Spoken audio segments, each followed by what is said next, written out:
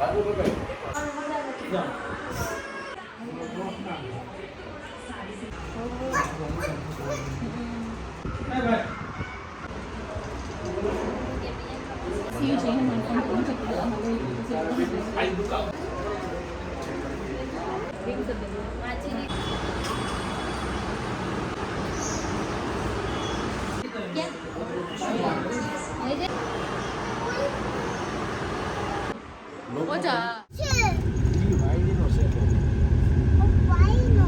આપણે ક્યાં જઈએ છીએ? હે શિવ? હોસ્પિટલ જઈએ છીએ.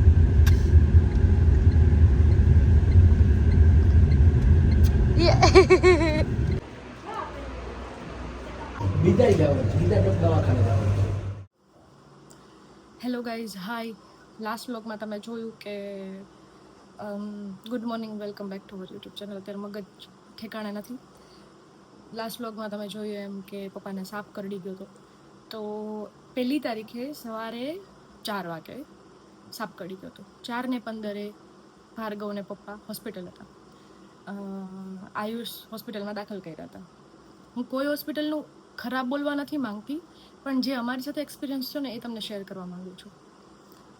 4:15 એડમિટ કર્યા. 4:15, 4:20, મતલબ ફિક્સ ટાઈમ નથી, પણ ભાર્ગવે 10 મિનિટમાં પહોંચાડી દીધા એટલી ખબર પડે. પછી સારવાર ચાલુ કરી દીધી. એટલે 8 વાગે અમને જ્યારે ખબર પડી, મને 8 વાગે ખબર પડી, મમ્મીને 6 વાગે ખબર પડી, કેમ કે ભાઈ કહેતો નહોતો. એટલે જીજુન ભાર્ગવ જ હતા હોસ્પિટલ. એટલે જ્યારે અમને ખબર પડી ત્યારે પપ્પાએ મેં વાત કરી. મેં કીધું શું થયું, શું નહીં, કેમ કહેતા નથી આવતું? તો મને કે બધું રેડી છે, મને હમણાં ડિસ્ચાર્જ આપી દેશે. 1લી તારીખે 8 વાગે એમ કીધું કે મને બપોરે ડિસ્ચાર્જ આપી દેશે. ડૉક્ટર કે 1 દિવસ નિગરાનીમાં રાખવા પડશે, કાલે તમને ડિસ્ચાર્જ કરી દઈશું. પણ આ બધી વસ્તુ, આ જેટલી વસ્તુ થતી હતી એમાં રિકવરી કાંઈ નહોતી. સવારે આટલું હતું. હું તમને સાઈડમાં એક મિનિટ ફોટો બતાવું તમને. સવારે જે કાળા કલરનો જે ભાગ છે ને એ બહુ નોર્મલ હતો સવારે. અને જો તમને બતાવું, જો સવારે આટલું જ હતું. પહેલા દિવસે જ્યારે હું 2 વાગે કે 1 વાગે જ્યારે હું હોસ્પિટલ ગઈ ત્યારે આટલું જ હતું. ફોટો 4 વાગ્યાનો પાડેલો છે. હું જ્યારે ગઈ ત્યારે આટલું જ હતું. એટલે ડૉક્ટરે કીધું કે એ રિપોર્ટ કરાવતા રહ્યા. બધા રિપોર્ટ દિવસમાં 10 વખત લોહી લઈ જાય, દિવસના 400 બાટલા ગણીને 400 બાટલા ઇન્જેક્શન, પણ કોઈ રિકવરી નહીં. પછી રાત થતાં આટલું થયું. અને હું તમને બીજા દિવસનું કહું. બીજા દિવસે રાતે મેં ફોટો પાડ્યો. બીજા દિવસે આટલું થયું. આ ઇન્ફેક્શન જે આટલું હતું એ અહીંયા પહોંચ્યું, કેમ કે મારા પપ્પા ડાયાબિટીક પર્સન છે. આ અહીંયા પહોંચ્યું ઇન્ફેક્શન. અમે કહીએ કે શું રિકવરી છે, અમને કંઈક જવાબ દો, કેવું છે કેવું નહીં. સારું છે 15 દિવસ પછી ચેકો મારવો પડશે. આ 2 દિવસની હાલત છે. 2 દિવસમાં ઇન્ફેક્શન અહીંયા પહોંચી ગયું અને ત્યાંના ડૉક્ટર એમ કે 15 દિવસ પછી ચેકો મારવો પડશે. પછી કાલે 3જા દિવસે કાંઈ રિકવરી નહોતી. એટલે અમને થયું કે બીજા દવાખાનું બદલાવવું પડશે. અને પછી ત્યાં એક્ઝેક્ટ આયુષ હોસ્પિટલની એક્ઝેક્ટ સામે જ્યારે મારા પપ્પાને દાખલ કર્યા ને આયુષ હોસ્પિટલમાં, ત્યારે 0.001% ઇન્ફેક્શન હતું. અને જ્યારે ત્યાંથી ડિસ્ચાર્જ કર્યું ને ત્યારે 200ની માથે હતું. એટલે ઇફ 400-500 થઈ જાત, વધારે થઈ જાત ને, તો મતલબ 15 દિવસમાં તો કેટલું વધી જાય. 2 દિવસમાં ઇફ 250ની માથે સ્પાઇક થતું હોય તો આટલા દિવસમાં કેટલું વધી જાય. એટલે પગ કાપવો જ પડે. ઇન્ફેક્શન આટલું કાઢ્યું, જે કાલે ઓપરેશન કરીને કાઢ્યું. કાલે ઓપરેશન ના કર્યું હોત ને તો હાલત બહુ ખરાબ, કેમ કે એટલો ખરાબ ઇન્ફેક્શનના લીધે એટલો ખરાબ તાવ. કાલના દિવસમાં અમે 4 થી 5 હોસ્પિટલ બદલા. પછી છેલ્લે અમે આકાશ પાટોલિયા રીબર્થ હોસ્પિટલમાં એડમિટ કર્યા. પહેલાં મેં વાડોલિયાને કે આ ગમે એમ કરીને અત્યારે જ આ કાઢવું જ પડશે, બાકી આ ઇન્ફેક્શન આખા અને કાયદેસરનું દેખાય છે. એવું નથી કે આપણે ડૉક્ટરની જે પ્રોસેસ છે એ નથી સમજતા. કાયદેસરનું દેખાય છે કે પોચાથી લઈને ગોઠણ સુધી. કાલે મારા પપ્પાને રાતે જ્યારે 12-1 વાગે ઓપરેશન કર્યું, ગોઠણ સુધી ઓપરેશન કરવું પડ્યું, કેમ ગોઠણ સુધી ઇન્ફેક્શન ફેલાઈ ગયું હતું.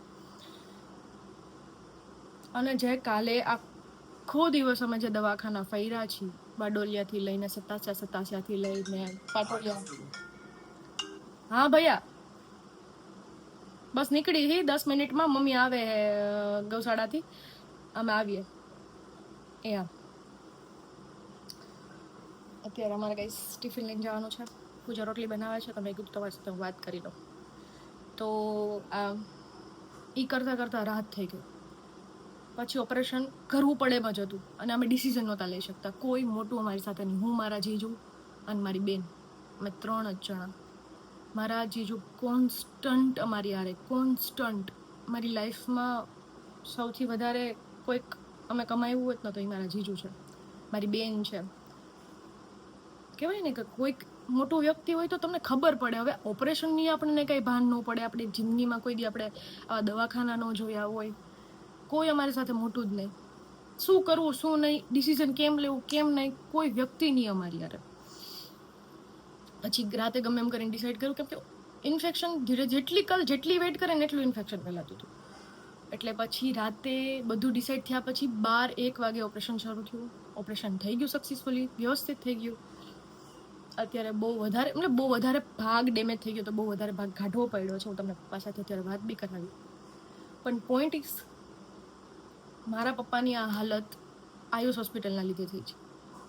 એ લોકોને કાંઈ ખબર જ નહોતી પડતી. ખબર નહીં આવો કેસ અને જિંદગીમાં જોયો ન હોય.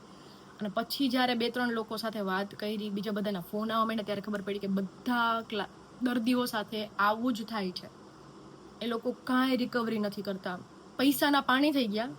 ત્યાં એટલા પૈસા યુઝ થયા ને આયુષમાં, એનું સાવ પાણી થઈ ગયું. પણ 0% રિકવરી.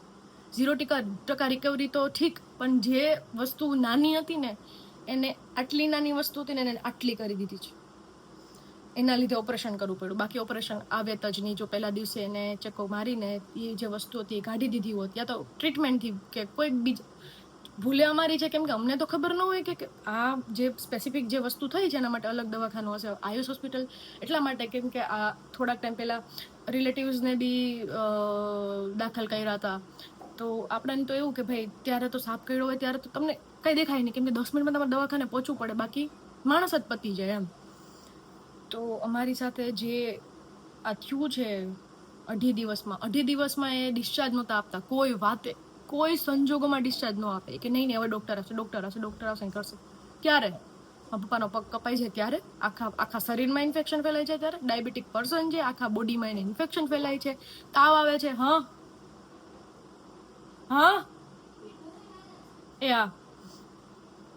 આખા શરીરમાં ઇન્ફેક્શન ફેલાય છે, આખા બોડીમાં ઇન્ફેક્શન ફેલાઈને વધી ગયું, લાસ્ટમાં વધી ગયું. ત્યારે તમે એમ કહો છો સાહેબ આવીને હવે જોશે. તો તમારા જેટલા બી જુનાગઢની આજુબાજુમાં જેટલા બી લોકો છે, હું તમને એ સજેશન દેવા માંગુ છું. બહુ ક્રિટિકલ સિચ્યુએશન હોય ને તોય જિંદગીમાં જો તમારે વધારવું ન હોય તમારું જે બી તમારા પ્રિય કે જેને બી પ્રોબ્લેમ થયો હોય, તો પ્લીઝ મારી સાઈડથી હું તમને રિવ્યૂ કરું છું કે આયુષ હોસ્પિટલ જિંદગીમાં ન લઈને જતા. હવે એ લોકોને જે કરવું એ કરે. મારા પપ્પાથી મોટો જીવ, એનાથી વિશેષ મારા માટે કંઈ નથી. એને જે આ કર્યું છે, આ જે અમારી યારે થયું છે, આખો સ્ટાફ ઓળખે, બધાએ ઓળખે છે, સગાવાલા ત્યાં કામ કરે છે, તોય અમારી સાથે આવું થયું. એટલે વિચાર કરો, જે નથી, જે લોકોના ઓલા એ લોકો હારે તો શું થતું હશે. અને જે કાલનો મારો દિવસ હતો, જિંદગીમાં ભગવાન, હું તો કહું તો ભગવાનને પ્રાર્થના કરું કે જિંદગીમાં કોઈને આવો દિવસ ન દે જ્યારે તમારી આજુબાજુ કોઈ મોટું ન હોય ને તમે કંઈ ડિસાઈડ જ ન કરી શકો કે શું કરવું. લાચાર થઈ જાઓ. તમારી પાસે બધુંય હોય પણ એક સપોર્ટ ન હોય એમ. Sorry guys. પપ્પા વ્લોગ જશે, રોવાનું નથી, પપ્પાને હિંમત આપવાની છે. So yes, Ramesh Kumar Chudasava, you are fine now. અને હમણાં તમને હું પપ્પા સાથે વાત કરાવું ગાઈસ. બધાને મસ્ત કમેન્ટ કરો. મારા પપ્પા બેઠા અત્યારે હમણાં થોડીક વાર પપ્પાને ફોન હાથમાં આપશે, યા તો 1-2 દિવસ આઈસીયુમાં રાખશે, 2 દિવસ પછી ફોન હાથમાં આપશે, તો મસ્ત કમેન્ટ વાંચે અને જલ્દી સારા થઈ જાય. ચલો હું ફટાફટ ટિફિન ભરી લઉં ને હું હોસ્પિટલ જાઉં તમને મળાવું. હો ને?